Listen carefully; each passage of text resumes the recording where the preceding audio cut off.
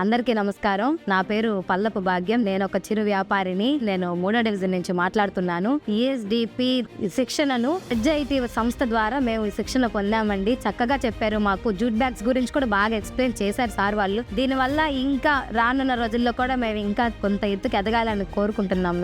మేము అనేక చిరుధాన్యాలతో తినుబండారాలన్నీ తయారు చేసి ఇక్కడ దగ్గరలో ఉన్న షాప్స్ కి వాటికి వేస్తూ ఉంటామండి. ఏపీ ఎంఎస్ఎంఈ డెవలప్మెంట్ కార్పొరేషన్ ద్వారా శిక్షణ పొందాము.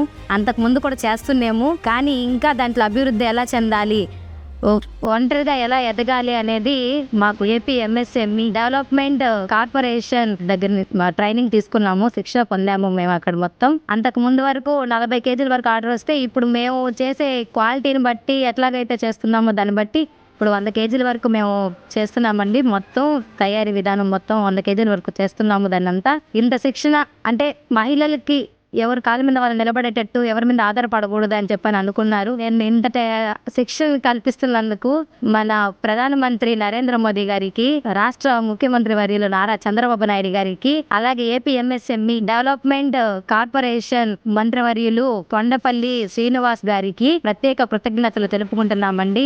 ఇటువంటి అవకాశాలు చాలా మంది మహిళలకు ఇంకా ఎక్కువ ఇవ్వాలని మనస్ఫూర్తిగా కోరుకుంటూ కృతజ్ఞతలు తెలుపుకుంటున్నామండి అందరికీ.